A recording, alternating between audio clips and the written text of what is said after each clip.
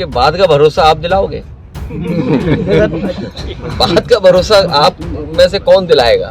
India गठबंधन में मायावती के शामिल होने पर अखिलेश यादव ने बड़ा बयान दे दिया है। सपा नेता को श्रद्धांजलि देने बलिया जनपद पहुंचे अखिलेश यादव ने मीडिया के साथ लंबी बातचीत की और लगभग हर सवाल का जवाब दिया।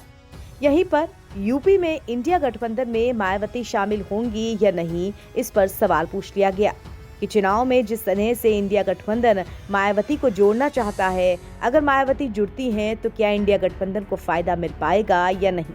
इसके जवाब में अखिलेश ने तंज भरे लहजे में कहा कि उसके बाद का भरोसा आप दिलाएंगे।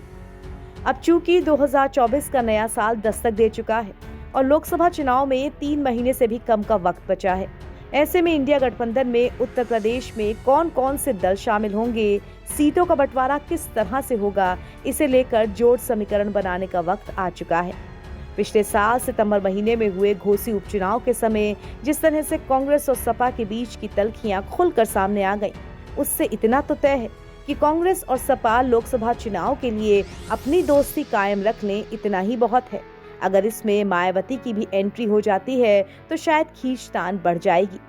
इससे पहले भी इस तरह की खबरें आती रही हैं कि इंडिया गठबंधन की दिल्ली वाली मीटिंग में सपा के राष्ट्रीय अध्यक्ष अखिलेश यादव ने कांग्रेस को आड़े हाथों लेते हुए मायावती और बसपा पर अपना स्टैंड क्लियर करने की बात पूछी थी।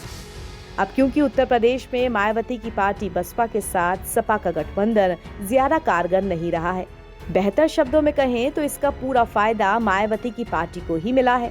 वहीं सपा इस गठजोड़ के चलते एक कदम पीछे ही आ गई थी।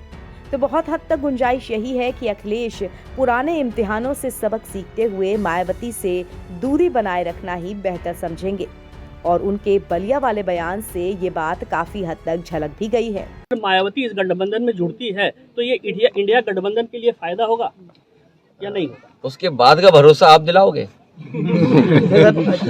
बाद का भरोसा आप में से कौन दिलाएगा? अगर वो आती है तो क्या आप उसमें शामिल रहेंगे? आपसे मैंने कहा बाद का भरोसा कौन दिलाएगा? इसके अलावा मायावती भी कई बार सार्वजनिक मंचों से और सोशल मीडिया के जरिए इस बात का ऐलान कर चुकी हैं कि वो किसी भी तरीके से गठबंधन में शामिल नहीं होना चाहती हैं।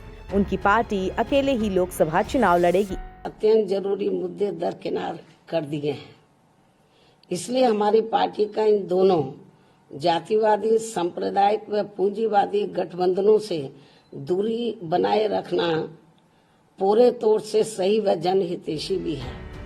हालांकि कांग्रेस अब भी मायावती की पार्टी की तरफ एक सॉफ्ट कॉर्नर रखती है और जिस तरह से एनडीए के खिलाफ विपक्ष यूपी में एकजुट हो रहा है, उसमें बसपा का ना होना विपक्षी गठबंधन के वोट बैंक में सेंध लगा सकता है।